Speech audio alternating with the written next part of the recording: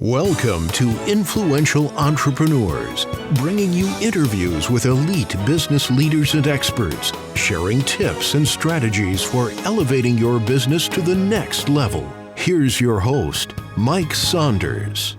Hello and welcome to this episode of Influential Entrepreneurs. This is Mike Saunders, the Authority Positioning Coach. Today we have with us Jay Winestein, who's the founder of DeepDive Retirement. Jay, welcome to the program. Nice to be here, Mike. Thank you. Hey, I'm looking forward to talking with you because when I hear the word deep dive retirement, I like to think, or it gives me the connotation that, we're going to take a deep dive. We're not going to just give a cursory surface level look at a certain topic. So with retirement, we want to go and get that deep dive and make sure that everyone is getting the best advice and learning everything that they need to learn. So I really like the name of that company name that you picked. So get us started with your story. What's your background and how did you get started into the financial services industry? Well, sure. Yes, there's a lot to look at when you're planning to retire. There's many elements that most people don't really look at for some reason. We're so focused often on just investments and rate of return.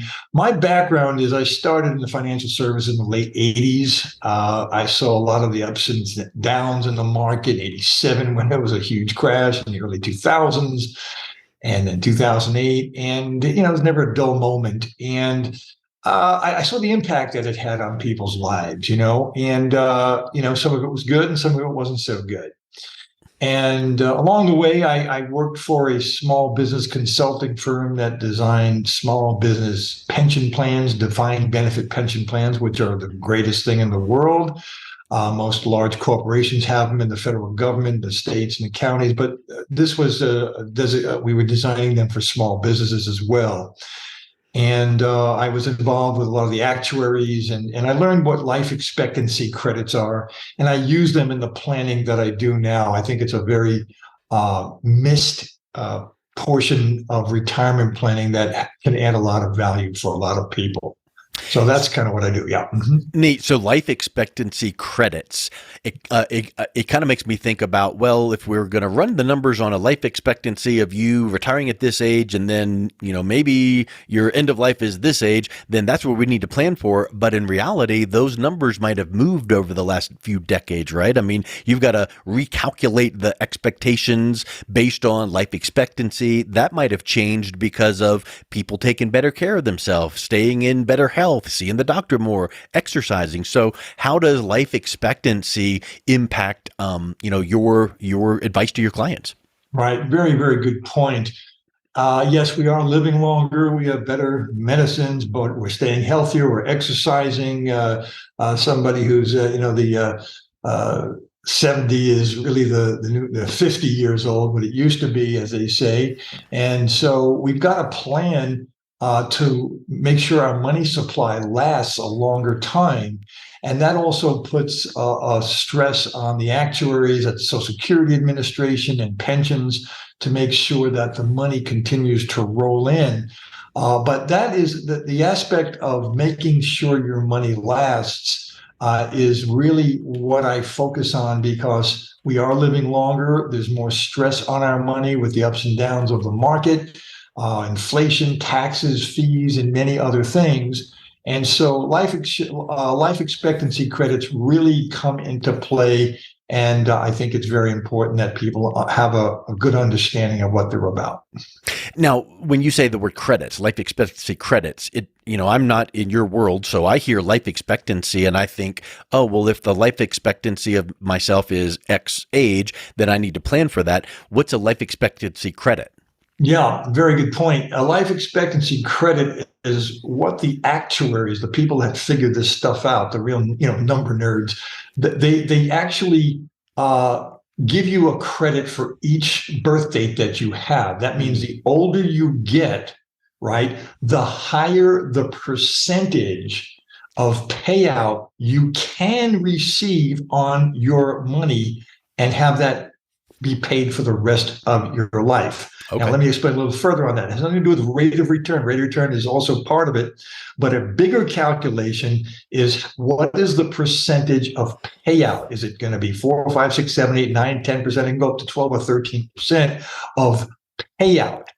And what they're saying essentially is that the older you get, the shorter your life expectancy becomes. If your life expectancy is 87 and you're 65 years old, well, that means you have 18 years on the charts. Now, when you're 70 years old, you have 17. I'm sorry. If you're 65, you have 22 years. My math, and then as you hit 70, you have 17 years left. If you're 75, you've got 12 years left. Now, your life expectancy does push back the older you get, but it's not year for year, obviously, right? So the older you get, your life expectancy shrinks. And the actuary is saying we need to get you back your money plus the interest, the growth on your money over your lifetime. In other words, we want to return all of your money plus the growth on it before you pass away. That's what they look at. Yeah. So the older you get, the higher the percentage of payout they have to provide to you to achieve that goal. If you live beyond that life expectancy, that's on the issuing company, and of course, that's money that they continue to pay you, even though you're living a longer time. There's a whole lot more that goes into planning for retirement than here's the amount of money I have, here's the rate of return I'm hoping to get, and here's the age that I think I'll need it. And I think that a lot of uneducated people just think in those simple terms, but you're bringing up points that just go in, kind of like what we said at the beginning, deep dive. This is a deep dive that goes into many layers that people need to consider. So talk a little bit how this ties into retirement planning. It makes me think about, what if someone starts late and they feel like they've got to catch up? Well, you don't want to push the envelope, because then you could make risky decisions, right? Mm-hmm, sure. Well, one other thing I wanted to mention about life expectancy credits that you receive on the payout of your money. Again, this has nothing to do with rate of return, but the payout percentage is that you're buying into, in many cases, just like if you had a pension or even Social Security, you're buying into a large group, law of large numbers. And there's a lot of protection there, right? Because the actuaries figure out the large group and all the different calculations that go on, which I won't get into on this call. But basically, what I call it is the herd mentality. Herds have protection because of large numbers. Mm-hmm. And that's the same thing that's true when you buy into products that have life expectancy credits. Now, to answer your question specifically, what does this have to do with income planning? Is that we have another thing called inflation that we all are very, very aware about, especially in this past year. And we have to offset inflation. Otherwise, we're going to start digging deeper and deeper into our money supply and lessening that money supply. And it's going to cause a downward spiral accelerated. So where we lose a lot of our money, and which we can outlive it. That's the goal here, is to make sure that we don't outlive our money when we factor in all the negatives of inflation and taxes and fees and losses and all those kinds of things. So that's where life expectancy comes into play, is that we can layer money in various different ways. And won't get into it on this call. It's very individualized for each person, depending on age and money supply and all those kinds of things. But we can layer it so that we can have income needs met now or very early, but then use those life expectancy credits to further increase our income in 3 or 5 years down the road, and then another 3 or 5 years down the road, so that we're using these we're continually accumulating these, and it's boosting our income, which does the fantastic job of offsetting inflation. Which then ties into, here's how to better prepare for your retirement and make sure you don't run out of money in retirement. So all of these things are kind of looking down the road and make sure that you're planning correctly, right? Well, that's right. And if you don't do that, what's the alternative? Millions of people are relying on their financial, the investment planners. And I want to state that I am not an investment planner, investment advisor. I'm not going to tell you where to invest your securities or all those kinds of things. I look at classifications and taxes and fees and all other kinds of things that surround your retirement planning, but I don't handle the investments. But if you look at your investment advisor or the securities that you may be using, it's a risky proposition to say that money is going to last the rest of my life right? Because you don't know what the market's going to bear, Yeah. and that kind of thing.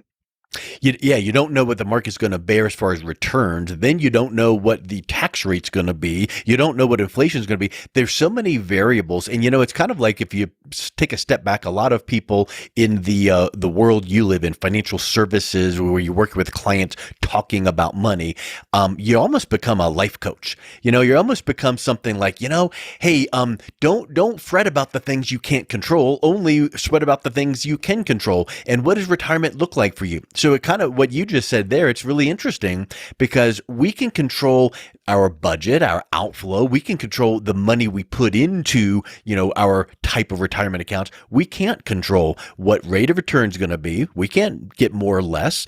And then we can't control what inflation does. We can't control the tax brackets that we're in. So I think that really kind of helps to make sure that, some of your clients are moving forward and realizing, okay, I'm going to do the best I can with my money, put it with a trusted advisor so they can help guide me. Right. And therein lies the risk. Yeah. Because the investment advisors, they don't know what's going to happen tomorrow. There's good investment advisors and that look at things and help solve issues. But the level of certainty is what I work with people. I say to people, look, if you really believe in your investment advisor that he or she is going to navigate, the next 25 years of your life till 90 years old or however long you live, ask them to put it in writing that they promise that you'll have inflated income that will offset inflation and be protected, taxes and fees and all that, and you're going to come out with a stable income that increases due to inflationary increases, and see if they'll put it in writing for you, because you'll find out quickly they won't do it. Right. And that's things in writing are, in my opinion, very important to have, because look, if you have a 1 or 2 bad years in the next 25 years, it's going to really change the trajectory of your ability to retire successfully. You don't want to go back to work at 82 years old, right? And so it's something that is very, very important to look at. When we're talking about life expectancy credits and properly managing expectations for retirement, what issue does this really solve? And then why is that important for clients to consider? Right, because you've worked 40 years, 45 years of your life, whatever it is. You've worked hard. You've had a career. You've made money, hopefully a lot of money. You saved a lot of money. You've put a lot of blood, sweat, and tears into your career and building an estate. And you deserve, a very, very comfortable retirement where you don't have to worry anymore. And that's what pensions do, right? But pensions don't fulfill the income gap when you retire and Social Security. So you need to, with your investments and things of that nature, you want to, in my view, find a level of a percentage of your income that you need to have for the rest of your life, maybe 80%, or maybe it's 120%. I do want to address that because it affects income. If you retire and we've designed a plan where you are at 125% of your net income, you've now offset inflation because you can absorb 3-4% a year for several years. If you follow what my thinking there, there's 2 types of inflation. One is, the purchasing of assets, or like a car or a house. Well, that inflates and it's more expensive.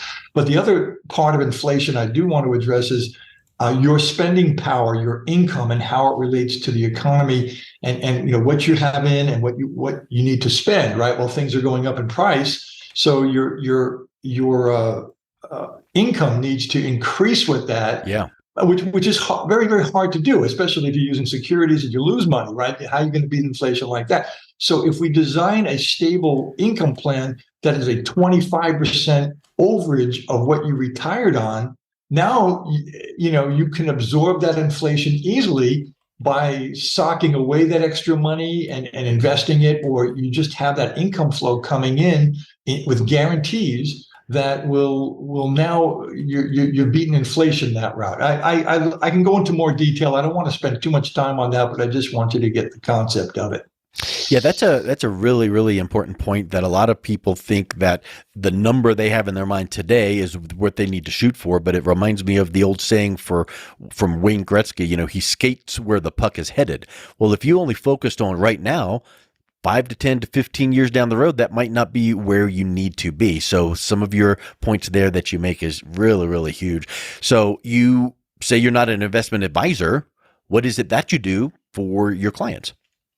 Well, that's a very good question. There's so many other things that don't have to do with securities and rates of return. Tax planning is very important, and we look at using other products that generate tax-free income. We look at Roth conversions. We look at next generation planning. We look at protecting against long-term care costs, because Medicare is not going to cover you in case you go into a nursing home and it costs you $100,000 a year. That's going to be a big dent in your assets. We look at installing with certain types of products the life expectancy credits, which are not securities based, right? You have three sectors in the economy. You've got Wall Street with securities. They're not going to offer you the life expectancy credits. The banks, the CDs, they're not going to offer you anything with life expectancy credits. And then you've got the insurance industry, which will. They hire actuaries to figure this stuff out. And it's a very overlooked area. There's billions of dollars that go into these types of companies and products, but not enough, because people, they want that glitter. So I try to guide people. Look, if you want the glitter, stay with your investment advisor for a portion of your money, but let's really build a stable income plan that doesn't use securities and gives you guarantees that you would not have otherwise. I think it's very, very important. All of my clients are very appreciative of that. So you used two words that stood out to me that started with the letter G: guide and guarantee.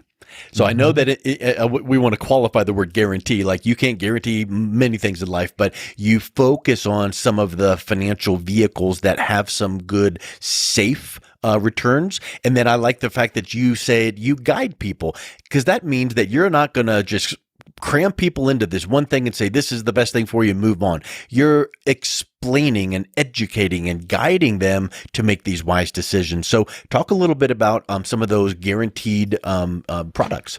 Right. Well, let me I will in a second. Imagine you've got two main buckets to put your money. One is a securities arena that has no guarantees. Excuse me. Yeah. It goes up and down.